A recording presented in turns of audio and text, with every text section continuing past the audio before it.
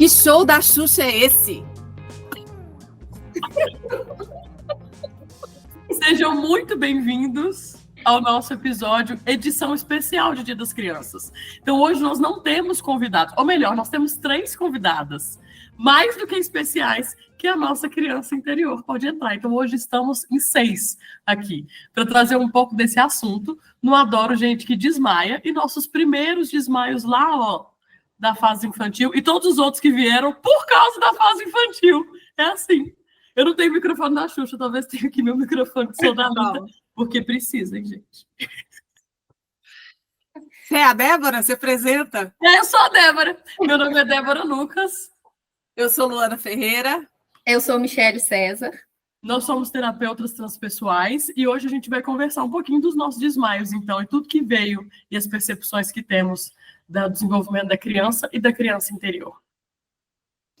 Só lembrando, o nome Adoro Gente que Desmaia tem uma explicação maravilhosa, está tudo declarado no primeiro episódio, então, se você quer entender, está chegando agora e quer entender por que esse nome, dá um pulinho no nosso primeiro episódio que a gente explica tudo lá.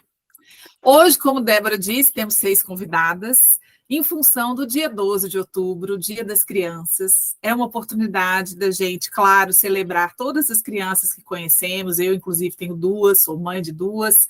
Mas também é importante a gente lembrar que fomos crianças um dia e que toda aquela história, todo aquele contexto, todas as relações que vivemos lá atrás, de alguma forma, estamos carregando até o dia de hoje. Quando a gente fala de desmaio, né, que é esse momento da gente se conectar com a nossa verdade, tirar um pouco de amarra que a gente trouxe da vida, um pouco de crenças, tem a ver com essa nossa história de criança, aquilo que a gente viveu na nossa infância. Então, nós vamos trazer aqui, como a Débora falou, os nossos próprios casos que vivemos e o que trouxemos para a fase adulta e como estamos distanciando um pouco daquilo que aprendemos naquela época para viver uma vida mais plena agora. Na verdade, Lu, a gente não deixou de ser criança, né? Nós ainda somos, porque, né? Papai Freud, né, postulou a hipótese de que a infância é a base para a interpretação da vida psíquica do adulto.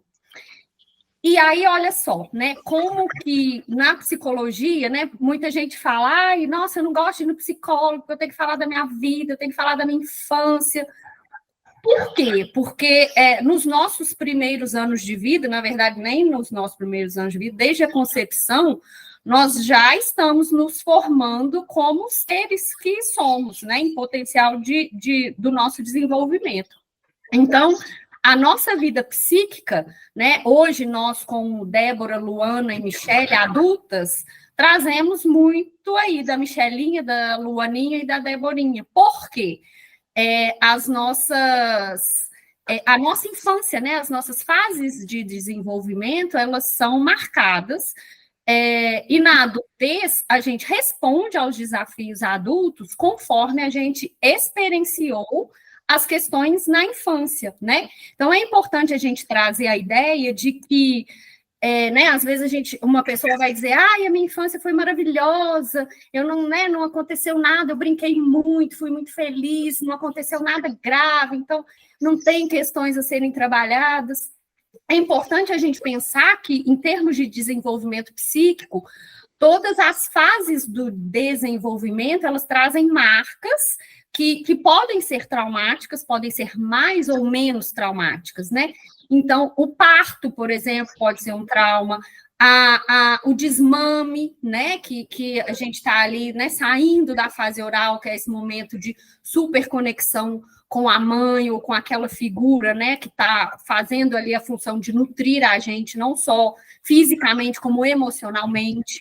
Então, na outra fase, que há o desfraude, que a gente está aprendendo ali a adquirir um controle, né, que é o controle do esfíncter, a criança começa a se perceber, ou a família começa a cobrar dela essa necessidade de controlar, né, o xixi, o cocô.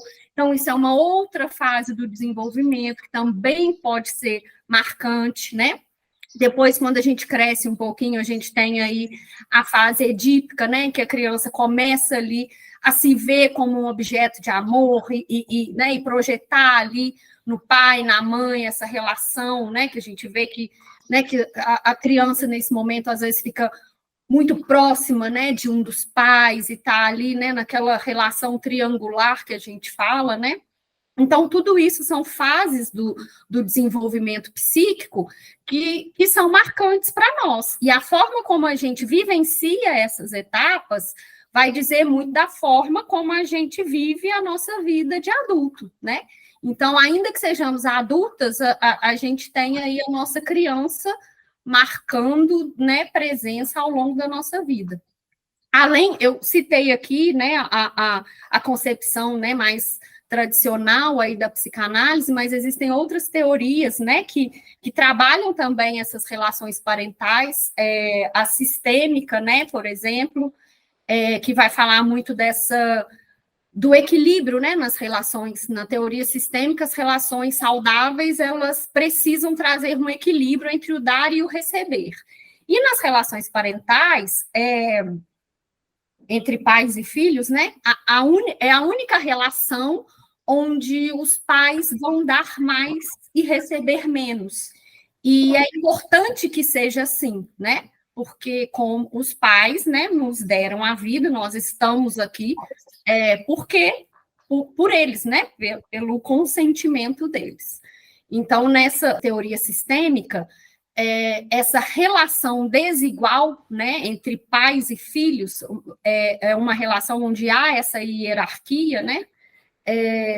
A psicanálise até trabalha isso de uma outra forma, quando coloca essa necessidade de introduzir a autoridade, né?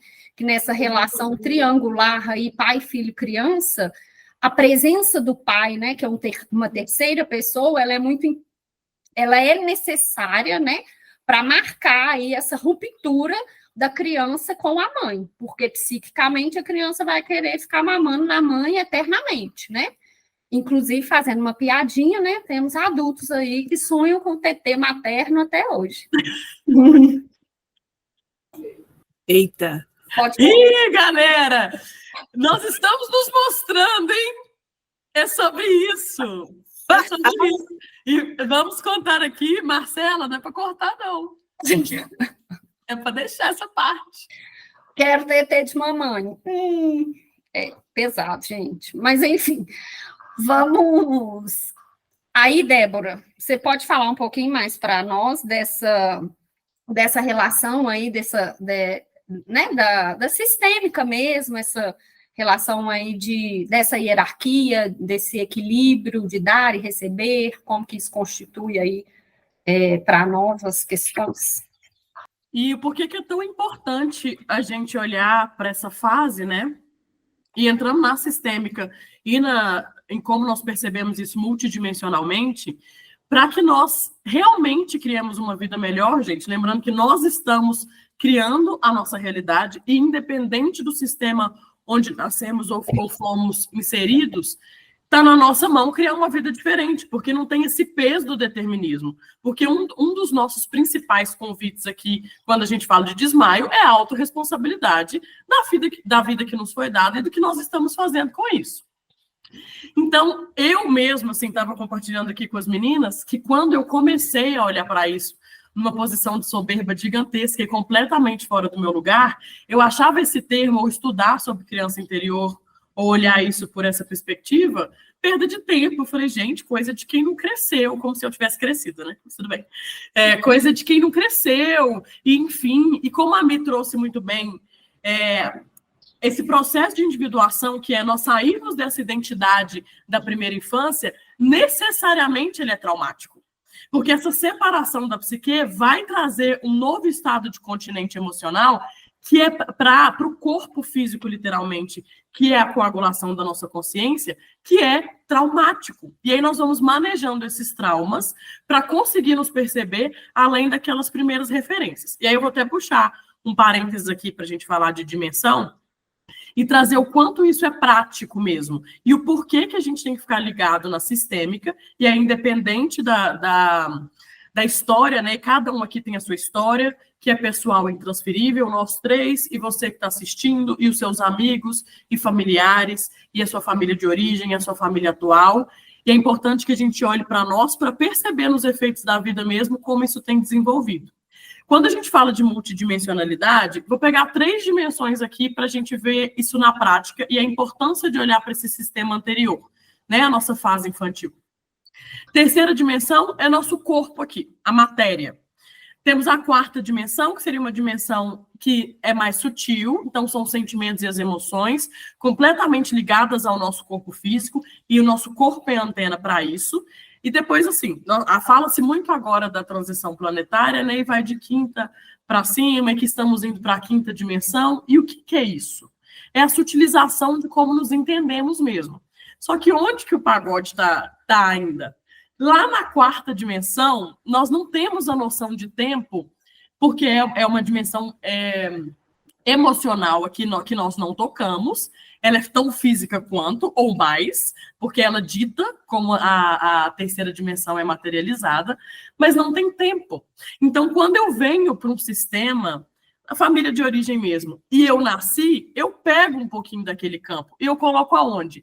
O meu corpo é feito daquilo.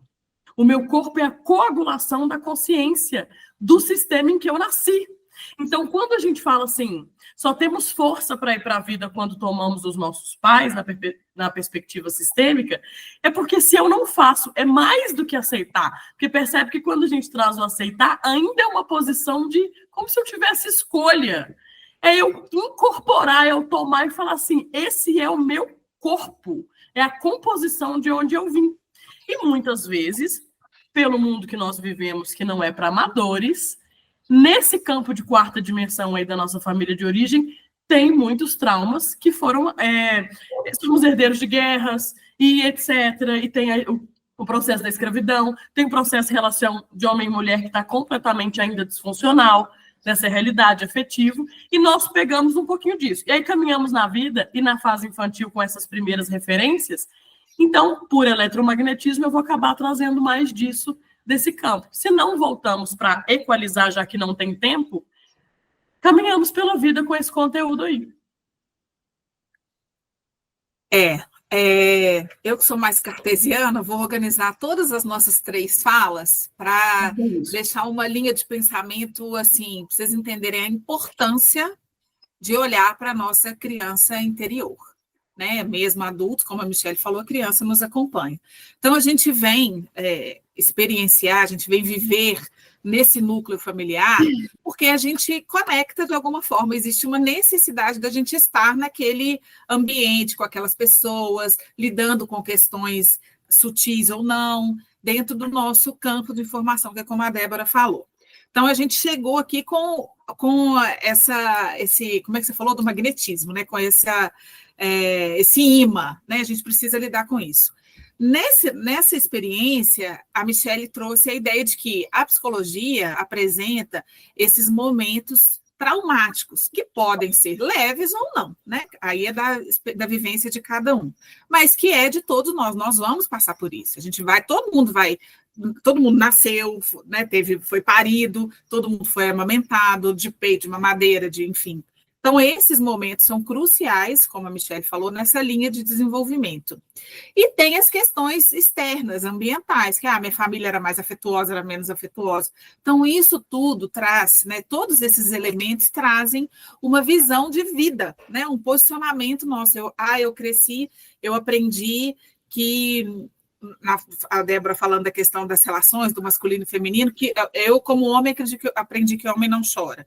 Então, eu vou levando isso para a minha vida até um momento que possa acontecer um conflito. Mas espera aí, mas eu estou sentindo essa emoção. Então, como adultos, a gente vai lá atrás e revisita essa crença que, de alguma forma, a gente adquiriu. É sobre isso, em resumo, é sobre isso. E aí, Michelle, se você puder falar, inclusive eu falei da questão, a Débora falou da questão do eletromagnetismo, a gente está na família que a gente precisa estar, tem a questão da psicologia, a gente vai viver esses traumas, e tem a questão do que a criança espera, né? Tem um livro muito bacana, Colhendo Sua Criança Interior, que a autora traz 4 necessidades básicas de toda criança. E por que é interessante a gente trazer isso? Porque não necessariamente os traumas são situações extremas, né? Então, a primeira, uma dessas necessidades é a necessidade de conexão. Então, a criança precisa sentir que ela pertence, né? E esse pertencimento, para um bebê, por exemplo, ele passa pelos cuidados físicos, né? Ele precisa ser amamentado, ele precisa ser cuidado, ele precisa ser trocado, né? Ele precisa, né, ali de tomar o banho dele, e isso é um momento de conexão.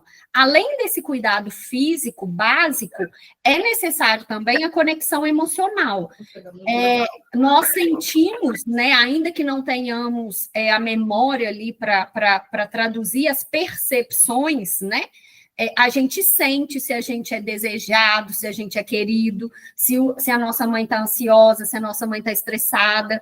Então, toda essa percepção do bebê, lembrando, né, que a aprendizagem do bebê ela é sensório-motora. Ele aprende pelo corpo, né? Ele ainda não está com o cognitivo para criar memórias e elaborar discursos, né? Ele ainda não adquiriu a linguagem, né? Então, ele aprende pelo corpo. Então, essa necessidade de conexão é uma necessidade básica, né? E essa necessidade a criança pode ser frustrada nessa demanda dela, né? Por situações de negligência. E aí a negligência é um conceito muito amplo, porque não é bater e apanhar ou ficar com fome. Ela pode ser uma percepção sutil de que a minha mãe, por exemplo, está muito irritada de me amamentar. E a criança percebe essa situação, por exemplo, né? Uma outra necessidade que ela traz é a necessidade de autonomia e de controle, né? Então, a autonomia e o controle, a autonomia está relacionada a controle e o controle está relacionado à segurança, né? Então, nós, como adultos, né, se nós somos muito preocupados com a nossa segurança, isso pode dizer de um momento na nossa infância em que nós nos sentimos desprotegidos, né? E aí, não necessariamente eu fiquei exposta a um risco real, né? Ali de um assalto, de um abandono, né? Às vezes, em algum momento, eu esperava ser acolhido e esse acolhimento não aconteceu. E aí eu entendi que eu vivenciei uma sensação muito intensa de estar em risco, né? E às vezes emocionalmente, não ali no contexto, né? No ambiente. Então, isso também é algo que pode aí acarretar, né?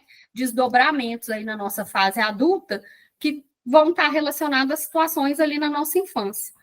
Uma outra necessidade que ela traz é a necessidade de prazer, né? É claro que a gente quer ser amado e quer ser cuidado e quer sentir as sensações prazerosas, né? Ninguém gosta de ficar no desagradável, apesar, né, de escolher ficar em alguns momentos, mas esse é outro papo.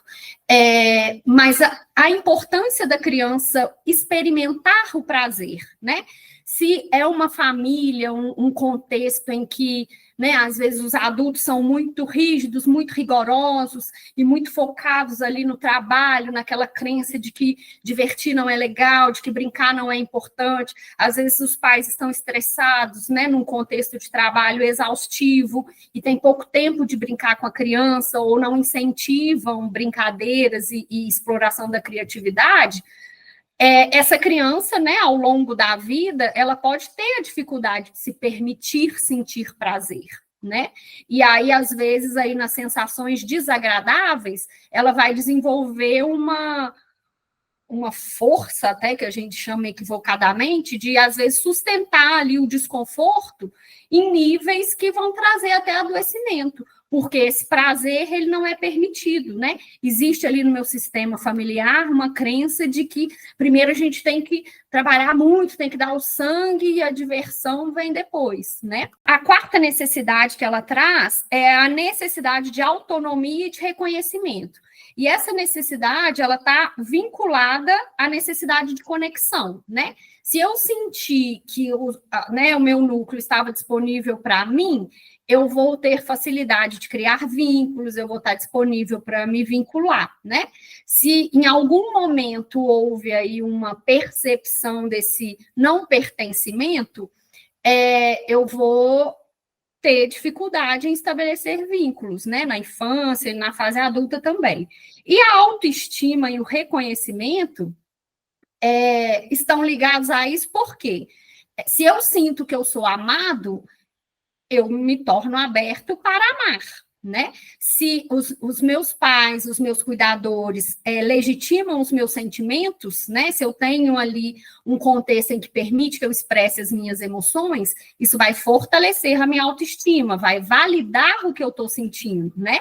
E isso vai contribuir para que eu me torne uma criança com uma autoestima positiva, né? Que é uma visão de mim mesma legal, né? Que eu sou ali capaz de responder aquelas demandas, e quando eu preciso, as pessoas estão ali disponíveis para me apoiar, né?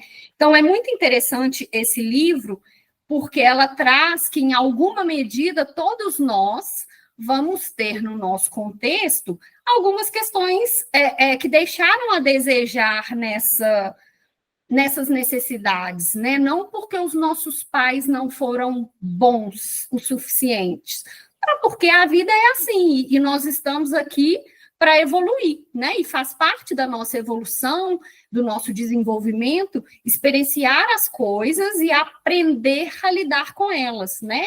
E é isso que é desenvolver, né? Muito legal, Mi, a forma que você trouxe, porque nos lembra que, como a sociedade foi desenvolvida aí nas últimas gerações, como nós falamos, né? É importante a gente lembrar que, na maioria das vezes, os nossos pais também não tiveram uma primeira infância, que tiveram toda essa nutrição emocional, principalmente. Então, se alguém não quebrar o ciclo de todo esse bololô emocional que foi servido, que está servido à mesa, quando nós nascemos ou quando alguém chega num novo sistema, é impossível que seja diferente.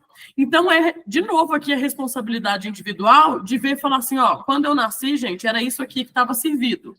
E aí eu comi isso, que bom, porque essa família me recebeu, e eu precisei de uma família para encarnar aqui. Senão, essa é a experiência, né, como a Lu falou. Não existem pontas soltas. E agora tem muitas coisas que não estão digeridas em mim, desse banquete do meu nascimento, porque já não estavam digeridas no meu sistema no primeiro momento. E agora, como é que eu faço para digerir isso? Desmaiando, que é o que nós estamos convidando todos nós a fazer, que é o que nós fazemos e vamos seguir fazendo esse processo de desenvolvimento, que é berço ao túmulo, porque é o desenvolvimento da nossa consciência. Então, quando nós nos lembramos dessa autorresponsabilidade, eu vou olhar para mim, vou digerir essas coisas que eu já tomei aí desse banquete, que já não estavam digeridas, a gente vai nesse efeito cascata. E o principal, que quando nós fazemos isso agora, quem chega nesse sistema do coletivo mesmo, a partir de agora, já encontra uma mesa muito mais arrumada. Aí a mesa está posta, a mesa está mais abundante, porque nós individualmente estamos digerindo, e aqui eu estou falando das emoções mesmo.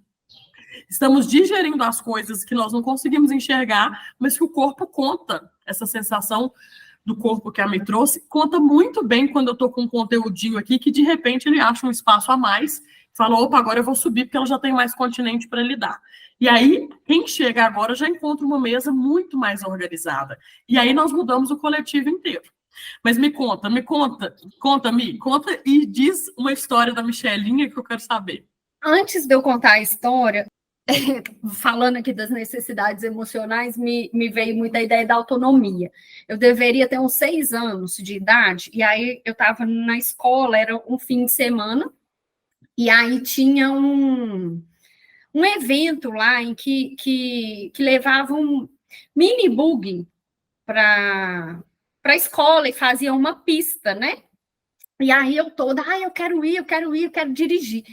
E aí eu fui para dirigir, e eu estou dirigindo assim, bem plena, né? E ninguém me informou que para fazer a curva do bug, você tinha que fazer muita força, né? E aí o rapaz viu que eu não ia dar conta de fazer a curva e sentou assim perto de mim e depois começou a guiar o carro para mim. E aí eu passei dando todas as voltas com ele lá. E eu lembro de eu ter ficado muito irritada com isso, porque eu queria dirigir, né? E eu queria que, nossa, que ele me explicasse pelo menos, olha, para você fazer a curva, você tem que fazer mais força, né? E por que eu lembrei disso agora? Dessa coisa de não falar também. Eu fiquei frustrada e não falei para ele, aqui, dá licença, deixa eu dirigir, agora eu já sei como é que dirige. E teve um outro episódio também, numa cama elástica, eventos também fora da escola, a professora levou a turminha lá, e aí tinha um rapaz pulando na cama elástica. Vocês já foram na cama elástica? Vocês já foram engolidas pela cama elástica? Vocês já tentaram pular com outras pessoas numa cama elástica? Não, gente, Michelle está trazendo um trauma Sim. dela, que a gente vai manejar ao vivo. Eu acabei de ter consciência disso. Aí eu entro na cama elástica e o cara já estava pulando. E aí, para você conseguir ficar em pé na cama elástica com alguém pulando, você precisa entrar no ritmo dela. Só que ele era um adulto e eu era uma criança de 6 anos. O que vocês acham que aconteceram comigo? Nossa Senhora! Rolamos cama elástica, e aí eu pedi para sair da cama elástica, e é interessante que o meu irmão mais novo também, aconteceu isso com ele também, mas enfim, outra história. Rolando na cama elástica, e aí eu não sei se eu pedi para descer ou se me tiraram, e aí fui eu correndo, chorar no banheiro, falei que nunca mais eu ia pular numa cama elástica. E de fato não pulei mais. Próximo episódio, Michelle na cama elástica. Com certeza. Vai chegar um momento que estaremos no externo trazendo todas essas coisas. Vamos para o parque de diversões, trazer tudo isso, todo mundo cama elástica, montanha-russa. Vamos lá, cada um no seu espaço, com limites claros, para a Michelle ter uma memória manejada, porque é assim que a gente vai seguir mudando as coisas. Sim. E o desmaio veio quando, depois de descer? Quando que você percebeu que estava projetado em você? Eu penso que essas vivências de fora, né, dessa não... Eu acho que eu interpretei isso como eu não dou conta, eu não sou capaz de fazer. E aí talvez eu tenha me dado muito bem em fazer coisas sozinhas, sabe? E aí eu acho que eu me privei de, às vezes, de experimentar coisas. Talvez eu tenha ficado uma criança mais retraída em alguns contextos, por sentir que eu não dava conta, né? Mas isso eu estou falando já, a Michelle adulta, elaborando essa experiência, né? Porque lá na infância, assim, eu tinha, né? Sempre tive muitos amigos, brincava com outras crianças, mas eu também sempre fiquei muito bem sozinha, assim, não tinha muita demanda de estar com outras crianças. Se estava, eu brincava, e se não estava também, eu brincava muito sozinha, assim, eu falava sozinha, criava brincadeiras, então eu acho que isso foi muito marcante, assim, nesse sentido, de talvez hoje, como adulta, eu veja esse externo como ameaçador, né? Porque talvez ative aí essa experiência de que ou invadiram o meu espaço, não me permitindo guiar, ou então não reconheceram que eu estava ali, que eu não dava conta de acompanhar algo que era muito maior que eu, assim. Muito bem. Michelle foi bem leve, não trouxe papai e mamãe para a história. Uau! Eu trarei. Talvez já sabemos pela fala da Luana. Senta que lá vem história. E a vinheta do por falar em criança, né? Bom, então, deixa eu mostrar fotos. Essa é a Luaninha. Pronto. Eu não vou contar de casos, assim, eu acho que talvez eu lembre de muitos casos que ilustram um modo Luaninha de se comportar. mas eu vou falar só do modo de como eu funcionava, como eu me adaptei enquanto criança para funcionar e como que isso chega na fase adulta. Assim, eu sempre fui uma criança muito atenta. Para, né, falar um adjetivo suave, para não falar controladora, uma Luaninha bem neurótica. Mas eu era, eu era bem atenta. Então eu ficava, Débora, para disso, não vou rir ou chorar, o que vai ser? Eu fiquei neurótica depois. Eu acho que eu fui uma adolescente neurótica. Na infância, eu melhores momentos das pessoas assistirem, são os melhores momentos, porque eu acho que todo mundo, vocês estão se identificando, né, gente? Fala a verdade, conta pra gente nos comentários, porque quando a gente olha para a questão, que ela tem força pra gente sorrir, como a gente tá rindo aqui, ó, dessas de anos de coisa que era choro, só quem passou sabe. Só quem passou sabe.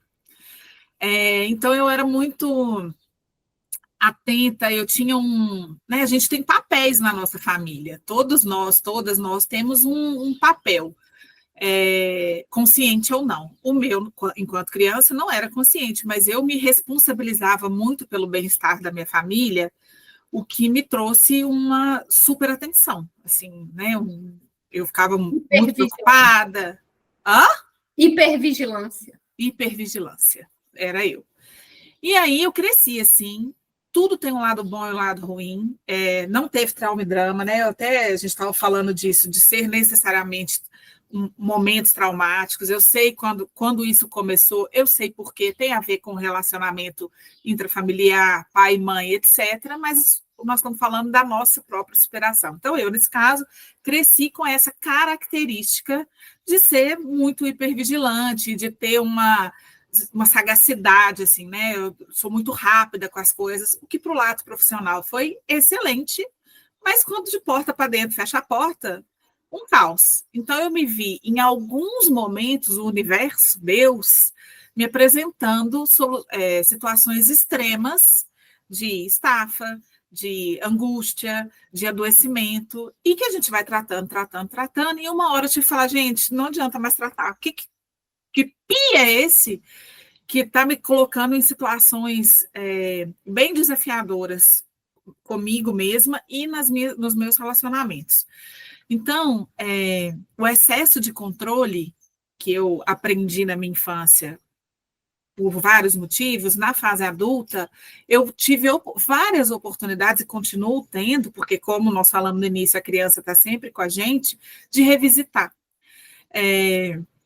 Então, em alguns, vou lembrar de um caso de adulta, eu nem tinha filho ainda, os filhos vieram para trazer essa questão ainda mais forte na minha vida, mas antes de ter filho, eu lembro de não conseguir dormir, eu tinha uma angústia muito grande que não tinha, você olha na vida material, eu era completamente adequada, né? Eu tinha conquistado coisas que eu achava incríveis, inclusive para a minha idade, mas eu tinha uma angústia, uma sensação que me deixava exaurida, e era esse excesso, era um excesso, eu tinha que prestar atenção naquilo outro, e meu corpo, ele fadava o cansaço. Então, essa angústia via me falar, olha, tá muito, você não tá dando conta, tá muito, você não tá percebendo. Então, fui para terapia. Aí, o que esse livro, inclusive, traz como proposta? Que é o livro que a Michelle falou. Você revisitar esse momento, sem necessariamente viver um trauma, né? Lembrar de como era doído, ter que ser essa criança e tal. Voltar e falar, olha, aquilo que acontecia lá, não acontece aqui. Solta. Oh, gente, mas o soltar é difícil demais. Demais. Então, eu sempre, quando me pego hoje, na fase adulta, hoje com mais leveza, com menos intensidade, conseguindo identificar que esse comportamento ele vem, eu dou dica, né, que funciona para mim. Eu distancio, porque como eu aprendi lá na infância que esse comportamento funcionava, na minha vida profissional funciona, é muito fácil eu voltar para esse lugar de ficar controlando, e vou fazer desse jeito, e não paro, não.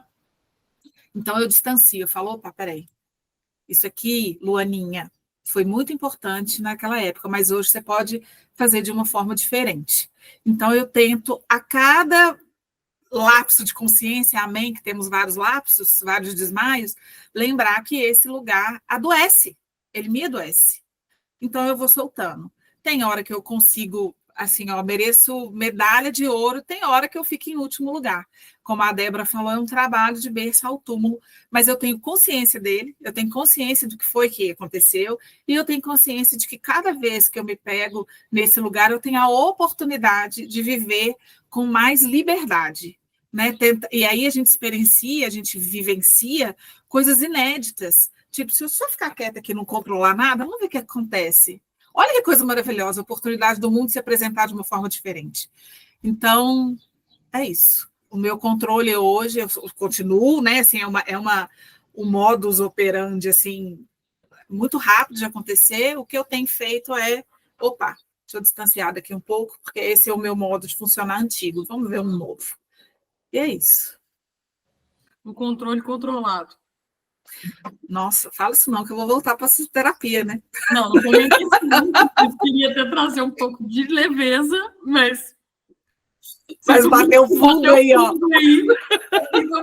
Eu acho que a questão aí da leveza da leveza, né, da suavidade de não trazer papai e mamãe, né, no meu caso, mas é muito claro assim o trauma da criança bem comportada, né? Que é a criança faz tudo que esperam dela, não reclama, não dá trabalho, e assim, como que isso impacta numa adultez em que, né, há uma sobrecarga e há um receio, um medo enorme de pontuar, né, de demandar, que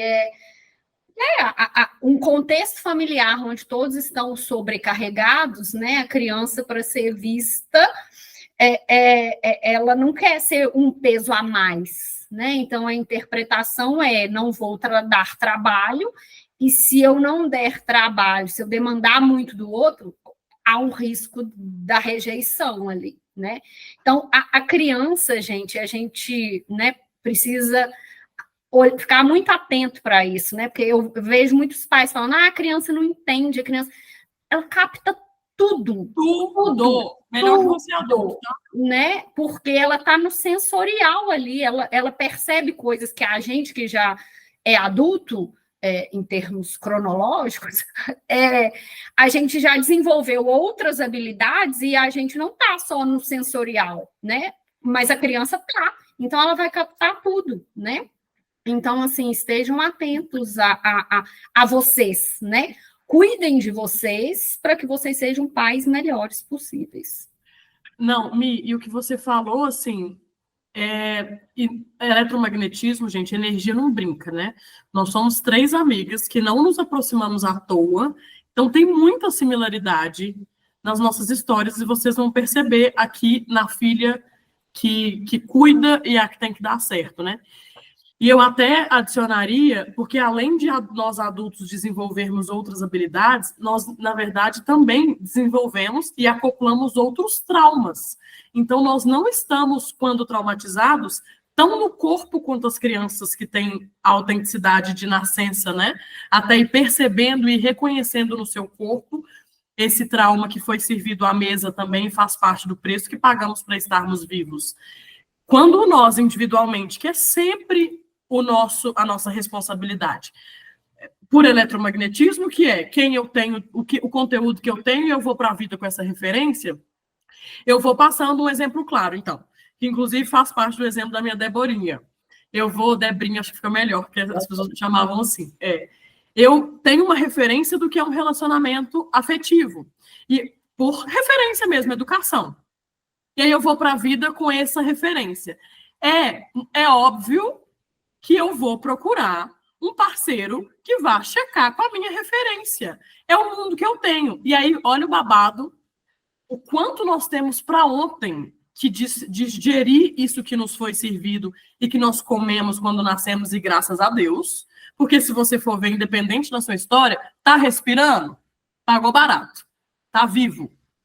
Agora você pega a sua vida e vai deixar de, como a Michelle disse aqui, responsabilizar os seus pais, que estão lá com o preço que eles pagaram também.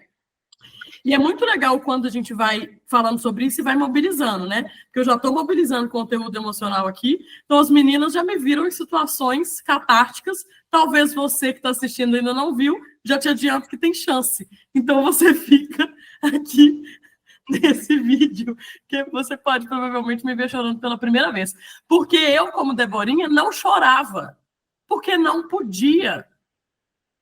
Porque eu estava ali presente no meu corpo, então eu chego no sistema e eu dou um 360, isso tudo energeticamente, gente. Como a Michelle disse, como é a palavra que você usou, corpo, a percepção do corpo? Sensório-motora. Sensório-motora. Energeticamente, eu dou esse 360 e falo assim, e meu Deus, nesse sistema aqui tá cheio de trauma na mesa, as pessoas, os dois, tá? Porque o sistema não tem isso. Quando a gente olha individualmente, é um conteúdo de um corpo só, fica desafiador a gente separar o que veio do sistema do pai e o que veio da mãe. É você. É o preço que você pagou e o que está coagulado no seu corpo. O corpo é feito disso. Aí eu dou esse 360 e falo, e aqui tem um monte de coisa que as pessoas não podem... A emoção não é tão bem expressada assim, não pode sofrer. Tem que ser uma mulher super forte. Homens não prestam e são muito fracos, e XYZ, e eu, quando criança, fui criando essa referência. E como a primeira filha nascida, ainda vem essa sensação de necessidade de controle, que eu olho isso tudo e ainda menos tomada desse conteúdo no corpo, fico na ilusão de, e o pior, vou ter que salvar essa galera, gente. Essa galera tá mal, parece que eles não estão percebendo, e eu estou percebendo. Isso tudo energeticamente, porque a criança percebe. Então, eu, Debrinha, cresci com um padrão, não por acaso aqui na minha casa, né? Porque na casa dos meus pais tem mais fotos. Mas aqui eu só tenho uma foto e ela está na escola porque eu virei a criança da escola.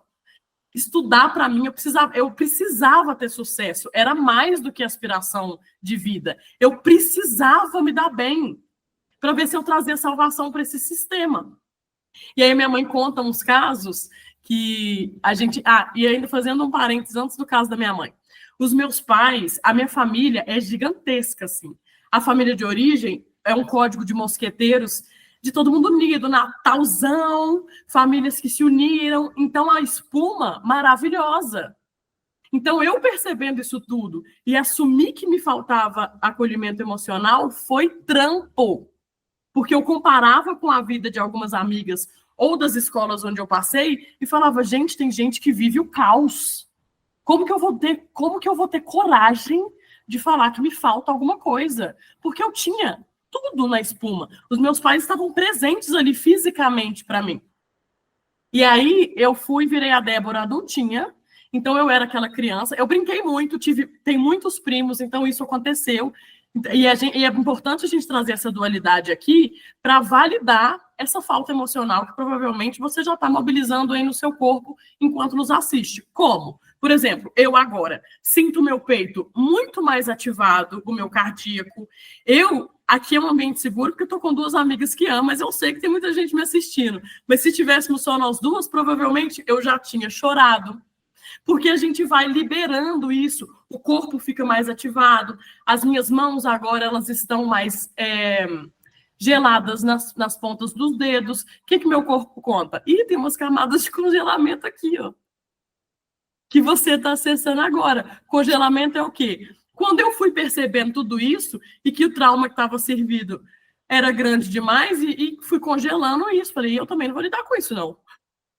Também não está grande demais para mim. Claro, porque quando eu vou lá para a minha primeira referência e a minha referência negativa é validada, e aquilo entra no meu sistema, aí abre lá todo um conteúdo anterior e eu acoplo o trauma de ancestrais em cima do meu. E aí fica uma carga muito mais pesada do que aquela criança dá conta de ver, porque aí entra um conteúdo que não é só dela. No caso, um adolescente, né? Que foi quando eu comecei a me relacionar. Mas aí, para contar esse caso, a minha mãe conta que quando a gente viajava de carro, assim, fizemos muitas viagens, eu me diverti muito durante a minha infância, assim. E a presença física dos meus pais sempre ali. Pais casados, morando juntos, trabalhando em casa. Então, o núcleo era muito unido. A minha irmã mais nova, que não pegou essa partezinha, ela falava muito mais. Eu não. A minha mãe conta que eu podia estar morrendo de vontade de fazer xixi, às vezes enjoada, eu vomitava na minha própria mão para eu não incomodar o motorista ou não incomodar meu pai ou quem tivesse viajando, e podia estar morrendo de fome que eu não falava nada. E a minha irmã, que nasceu 3 anos depois com outros pais, porque a gente vai se transformando, ela parava, minha mãe conta que a Daniela, quando ficava com fome, falava assim, para esse carro! Tô com fome!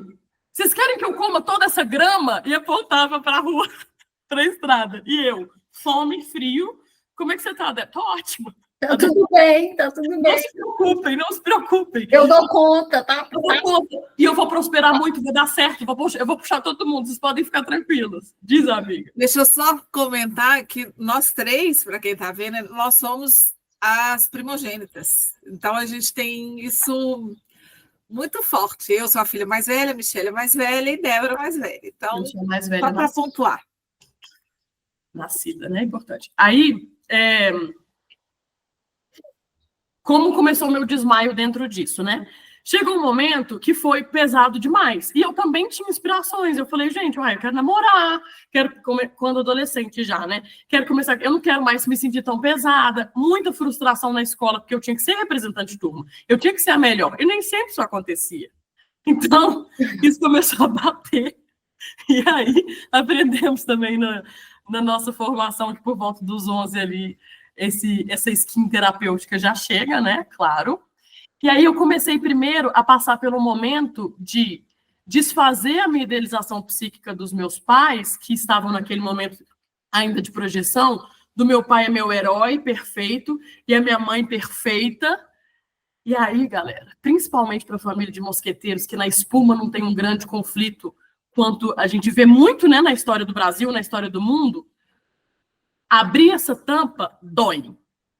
Porque vem uma sensação de culpa, de assumir que emocionalmente me faltou nutrição, que vem uma raiva, e porque a criança ela sente essa falta, ela finge que não sente, mas esse conteúdo ele vem, e ele vem rasgando o corpo, e é importante que a gente assuma isso para escoar essa carga, para essa projeção embora, e vai chegando a fase adulta e adolescência, enfim, e aí você consegue olhar e falar que esse é o verdadeiro tomar.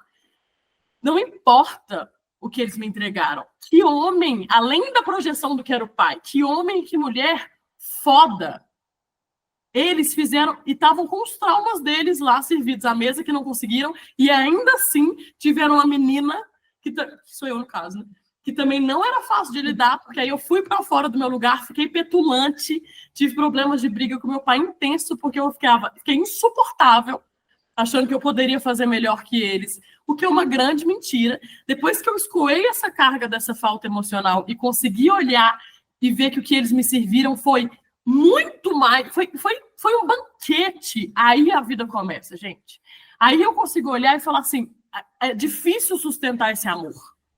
De falar, não importa, olha tudo que eles estavam, e o que tinha de recurso deles, e mesmo que não tivesse. Agora, para a gente incorporar isso, e os dedos ficam cada vez mais gelados, tem que tirar a carga.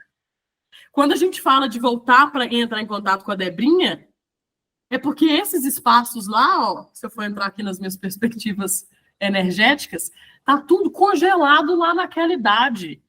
Se com o continente de adulto a gente não deixar que isso vá, eu não tenho outra lente para conseguir olhar e conviver, porque a gente não está falando de se distanciar da presença física, de não desfrutar a vida, mas se for cheio de projeção, inclusive a projeção, como a me trouxe, dos pais em relação aos filhos, que é patológica, gente, é necessário que isso aconteça, porque eu estou gerando uma criança, eu estou pensando como é que ela vai ser.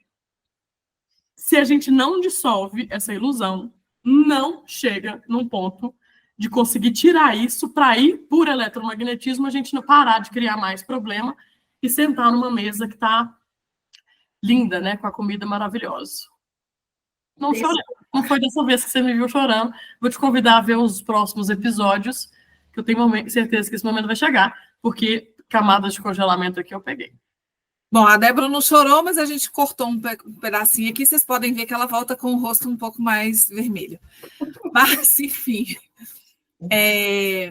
Bom, gente, eu trouxe, né? Vocês viram, a gente trouxe a nossa criança para a conversa, e esse livro, e a gente vivencia isso no nosso dia a dia, a gente até entrou em contato com a autora para ela participar com a gente do videocast. Ela já nos respondeu, disse que esse ano a agenda está bem complicada, mas que existe uma possibilidade de a gente conversar no ano que vem, então façamos figa.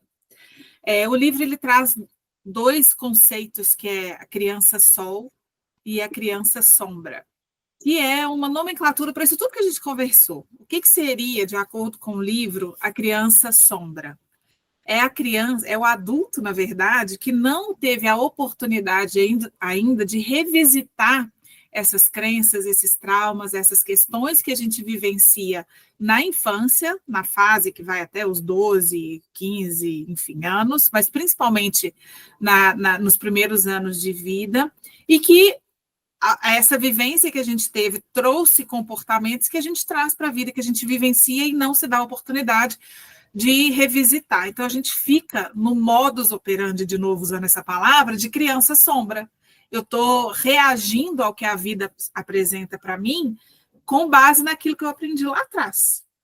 E existe o oposto da criança sombra, que é a criança sol, que é quando a gente traz o adulto para a conversa.